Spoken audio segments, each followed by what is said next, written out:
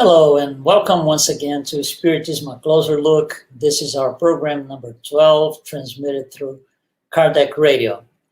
As always, we encourage you to visit our website, kardecradio.com, for our programming grid, which is excellent. There's a lot of information on a lot of topics about Spiritism, really broad in terms of reach. So I encourage you to go there and check us out. Okay, Spiritism, a Closer Look, number 12, evolution. So we are gonna start, as always, with the question posted last week. And here's the question that was posted last week. Hopefully you had a chance to participate with us. So let's see what we got here. Which of the following is not one of the four great peoples formed by the exiles from Capella? So we explained that last week, how the whole thing happened. We're going to detail a little bit more today, actually. But anyway, we got to the basics of it. So which one of these did not come from Capella? Well, Chinese is the answer. If you answer Chinese, you got it right. All the other four that you have here listed, Hindu, Aryans, Hebrews, and Egyptians, they were all exiles from Capella. The Chinese were here on Earth prior to the arrival of the other four. So they did not come from Capella. They were already established in the planets. You can find that information on this book, which I actually showed you last time, On the Way to the Light. It's a great book. There's a lot of information about evolution here, evolution of the races and all of that. We are going to use this book again today to develop our subject in today's meeting. Okay, so let's go back to where we had last week. We stopped more or less right here where we explain what this means. We are in a cycle, and this cycle, the first half of the cycle of evolution has an initial period of 64,000 years, followed by 7 groups of races, each one of 28,000 years. So we explained about the exiles from Capella that happened a little bit before the Aryan race, so prior to 24,000 BC. We explained there was a change in the DNA from early in the cycle, where the Neanderthal were the inhabitants on Earth, and the DNA was reworked, and then we had a new DNA style that at the time, many, many years ago, science used to call them Cro-Magnon. The name is not used anymore, but for our references, we still use that name. So this is what we presented last time. Today we're gonna see the mechanics, how this thing really happened, how these people got on the planet, and migration, then going from one place to another. So let's just get to this today and see what we get, right? All right, so here's a map of the planets. Again, we just saw in the question that the Spirit Trivia for last week, that one race was here prior to the Capellans came out, and that was the Chinese. So actually, 2 of them were here prior to the exiles of Capella showing up. The blacks dominated the southern part of Africa. They were here before the exiles of Capella.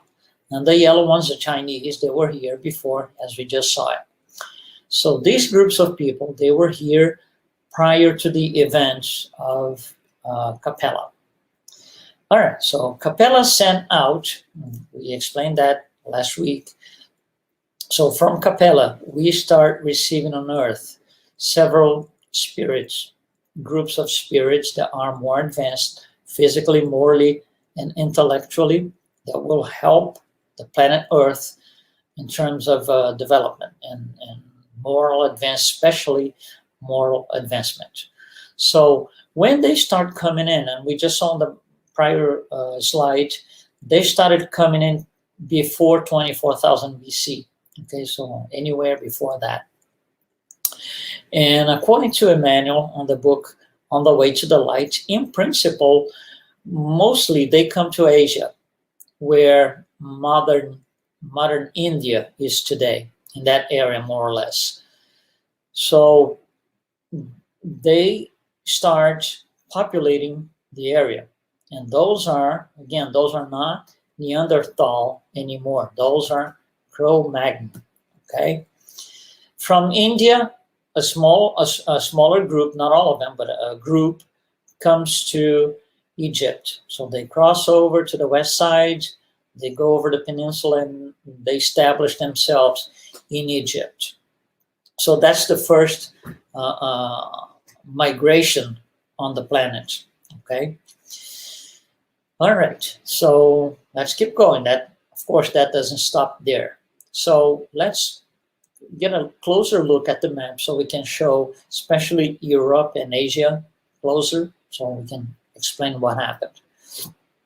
So we got three colors here. China, because they were here, Chinese were here before any of this thing. India and Egypt received the first, I would say the first batch, per se, of the exiles of Capella. So they established initially in India, some of them go over to Egypt, but you see this transmigration of spirits from Capella over here. It's not something that happened at one shot and it stops. No, it's an ongoing process. So these migrations, these transmigrations, right, of spirits, they keep happening. It's a non-stop thing. And the incarnated spirits then are migrating within the planet, on the surface of the planet. They're moving from east to west, west to east, whatever it is. But new incarnations are taking place. Okay, it's not a spotted thing. Some spirits came over, incarnated, and the transmigrations stopped. No. Okay. All right. So from India, they start migrating to the west. Okay. And they will, as they go migrating to the west, they will have contact with those who were already on the planet. Okay, there was a great concentration of them in China, as we saw, but they were scattered. There were smaller tribes and groups scattered throughout modern-day Europe and Western Asia. So all those groups that we're showing here in blue, they are kind of established. They have their lives and their groups and tribes and everything else. When the exiles of Capella, now incarnated here on Earth, start migrating from India to the west throughout Western Europe and India and Western Asia and Europe, they will have contact with these existing tribes, and that generates a lot of complications, a lot of fights, a lot of disagreements, and also among themselves, among the exiles themselves, because they had this idea that they kind of own the land. So I put my feet here on this land before you, so now that's mine, get out of here, I own this place. And pretty much we're still like this, in a way, we are still very connected to the idea of the possession of the land. Anyway, so this thing takes place, and one thing that I need to make sure that you understand is this migration here that is represented by the red line coming from India, migrating to the west, is not a migration of a one lifetime when, like in the United States, the old guys would leave from the East Coast inland, literally walking towards the west of the country. That's not what this is. This is not a migration, a physical migration of one lifetime, people walking to the west. No. This is a sequence, a huge sequence of incarnations that are taking place a little bit western than the prior generation. Then the next generation is a little bit more west. Then the other one a little bit more west.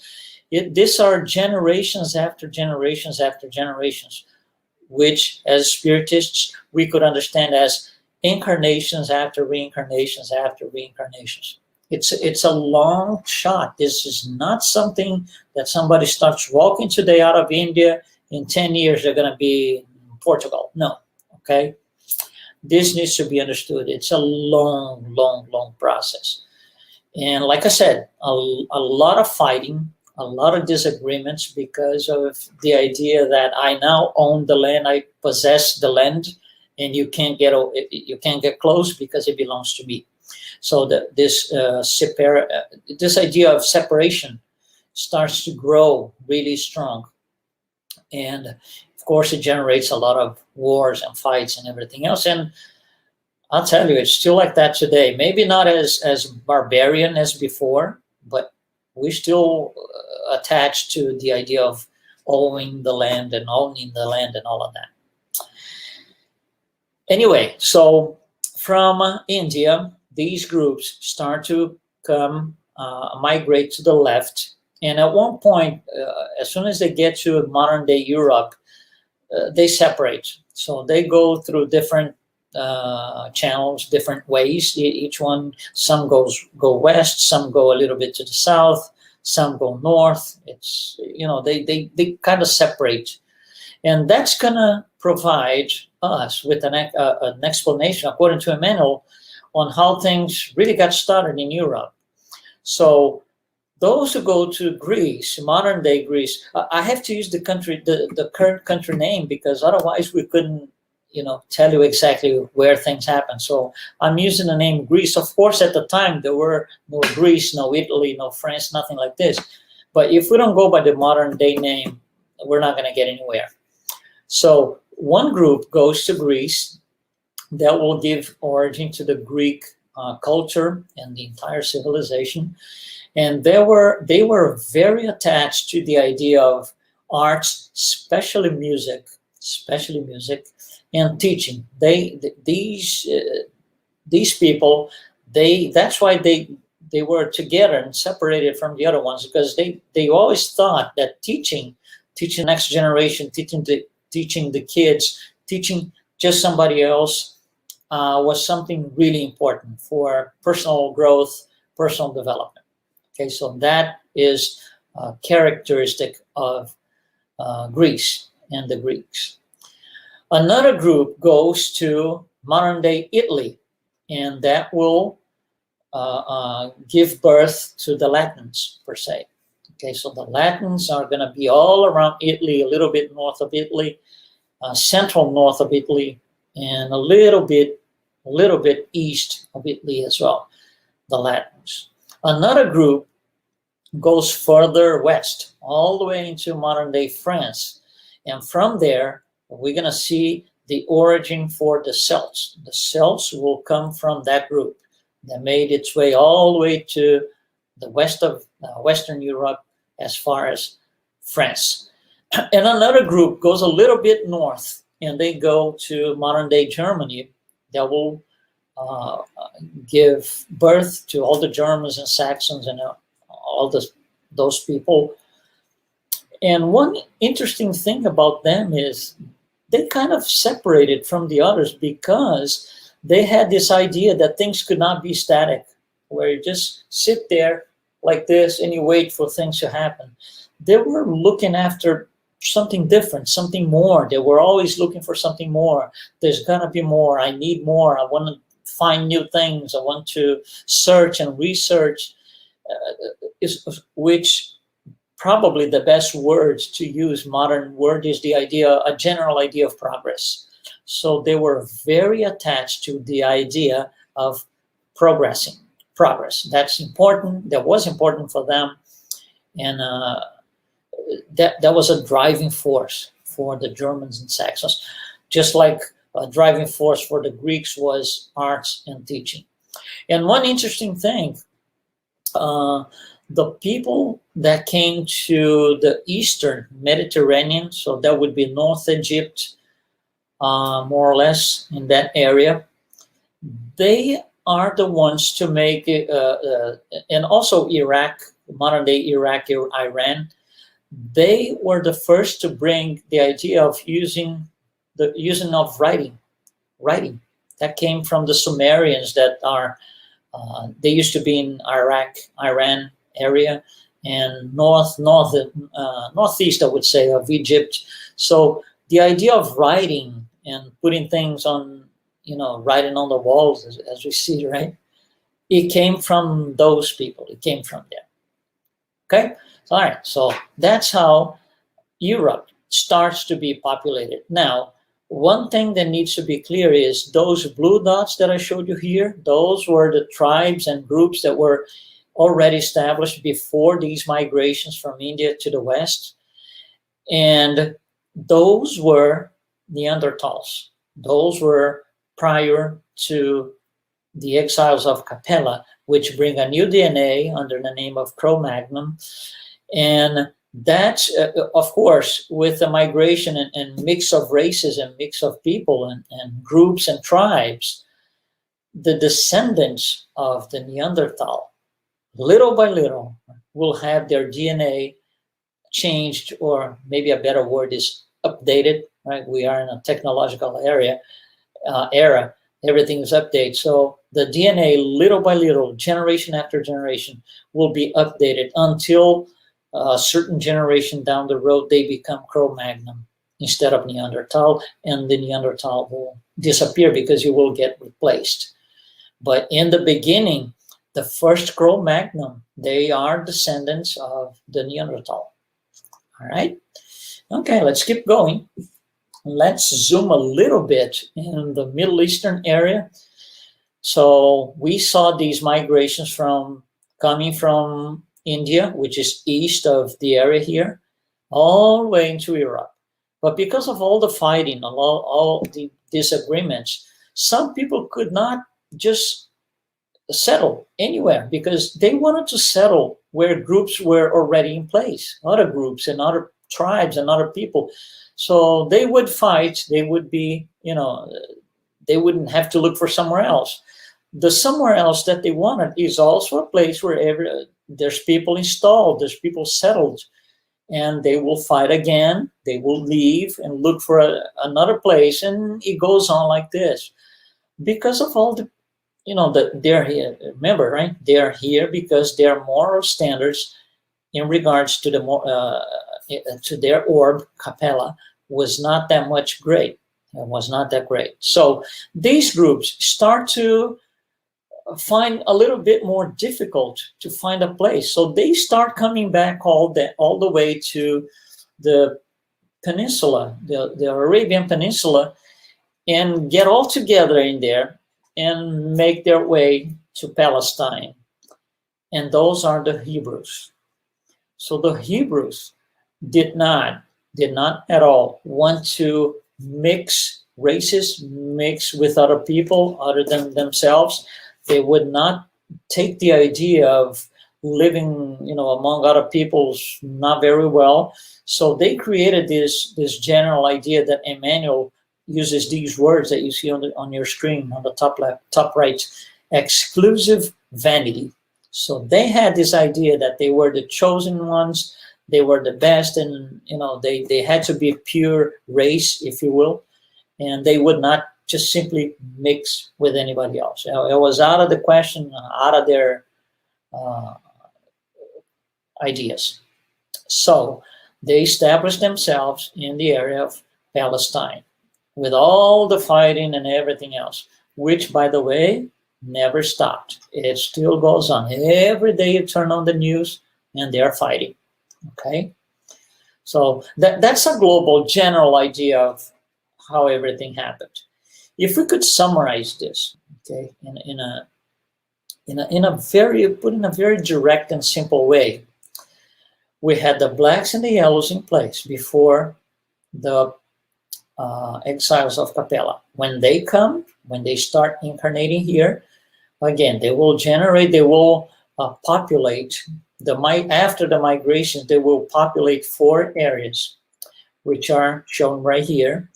The Aryans populate Europe. In Palestine, are the Hebrews, in Africa are the Egyptians, and in Asia are the Hindu. Now, each one of these four groups, they had some particular characteristics, some particular things that it's worth mentioning here. So let's just take a quick look. First, at the Egyptians. Of all these groups that came from Capella, and remember, they came here because they were not up to speed in terms of moral standards up there. So they were transmigrated to have the opportunity to not only help us develop, but to work on their own things and, redo their moral standards to be able to go back to Capella. That was the global idea, the general idea. So of all these groups, the Egyptians were the ones with fewest moral debts. They were the less worst ones. Let's put it this way, right? And they were the first ones to be able to go back to Capella because they were the first ones that were able to, in quotes, I would say, recover from their fault, their moral faults. And that's interesting because they go back, they leave, and there are no traces. And that's why it's so difficult when you try to, I would say, when science in general tries to follow the path of all the races and everything else, there's a lot of holes, a lot of things we don't have an explanation because there's not enough material left. There's not enough information left. And, writing did not start until 4500 BC. So it's really difficult for us today to trace in terms of history. If we don't have information like the one you have from spirits or especially Emmanuel, he's the one that addresses this beautifully. Science-based only explanations are not perfect. There's a lot of holes, a lot of questions. There's a lot of missing links. So this is one of the missing links. The whole thing about the Egyptians and the pyramids and the Sphinx, how did it happen? How could they do this? So there is, to this day, there is not a black and white explanation from science on how this thing could have happened. But regardless, they were the most, of all these groups, okay, they were the most advanced, the fallen from Capella. Second group, let's take a quick look at it. The Hindu in Asia. They arrived, okay, and they brought in the ideas of philosophy and religion that they had in Capella. So they brought this, and using Emmanuel's words, they were the early voices of religion and philosophy. But they got here and they started forming castes, and that is something that will set them apart from anything else because, they were fallen and they are still not doing anything better than what they were doing up there, creating separating peoples and groups and creating, special groups and castes and all of that. So those are the Hindu in India, Asia. Third group, the Aryans. The Aryans came, now those are the ones that came all the way from India with that migration, walking to the left all the way to modern day Europe. And those were the ones, the rebellious ones. They never liked the idea of being transmigrated. They thought, or they thought they should have another opportunity in Capella. It didn't happen, so they were transmigrated. So they were rebellious. And because of that, they kind of shut down their line of thought in terms of religion. It's kind of, I'm mad and I don't want to talk about religion. I don't want to talk about anything, above my head or anything out of this world. So they kind of shut down. So all their actions and all their purpose in life became very rational. That's how rationalism is born. And everything became so material. So one of the examples I gave you just a few minutes ago, the owning the land, the idea of this land is mine now. I can put my hands on the land. I own this land. It's mine. You can't get close. You cannot step on my land. So the idea of possession, the idea of material things, it comes from here, right? And from the Aryans, a lot of groups in Europe start to arise. I'm sorry. And you can see here, Latin, Celts, Greeks, Germans, Slavs, and a bunch of Indo-European families. They come in from this group. And here's another group, the last one, the Hebrews in Palestine. We kind of spoke about them a little bit, that they consider themselves special people, a very special group, different from everybody else. So they practice something that we call, or actually not me, Emmanuel calls voluntary segregation. Voluntary segregation. They did not want to mix with anybody else. They had this idea of a prideful spiritual aristocracy that they were practicing in a very united group, because they would not mix with other groups among themselves. They were very united. They had the same line of thought. Everybody would agree with everybody else. They would protect one another. So they became this most homogeneous among of all the exiles, a very cohesive group. There was a strong bond, among all of them, something that we don't see on the other three. Okay, so it's interesting to see, as Emmanuel puts in the book, how all these four groups had their ways, how things happened, how they migrated across the land, how things were, being settled. It's very interesting. Again, I'm going to say this again. I encourage you to spend time. The book is not very long. The explanation for all of this that we're touching here in 2 classes or 2 meetings of 30 minutes each, that's not very long. It's probably maybe 30 pages or something, 35 pages. But it's something that it's not just to read and read. Oh yeah, no, that's interesting. If you really have interest on this thing, just get a piece of paper and a pen, read, go through, make notes, do sketches and drawings to understand what happened. It's a beautiful study, beautiful, beautiful, beautiful study. And I really encourage you to, go ahead and do this. Okay? All right. So that closes another chapter on our Spiritism, a closer look, evolution. Today's our meeting number 12. We're closing chapter races. All right. So for this week, again, you're going to have the Spirit Trivia. So I encourage you to go to the website, evolution.spirittrivia.com, or if you're watching on the computer, you can use the QR code on the top left of your screen. You just go there and cast your answer for tonight's question. Next week, we're going to be here. We're going to look at tonight's Spirit Trivia, discuss, give you the answers, and we're going to move on to something else, which is the evolution, and that's a lot of information there, evolution of the perispirit. So there's a lot of science involved. There's a lot of biology, especially biology. We don't go too deep into biology itself because, it's not really what we need to do, but the basics, yes, we're going to touch on the basics of it. So thanks for participating with us, and I wish you well. Thank you so much, and I'll see you next time.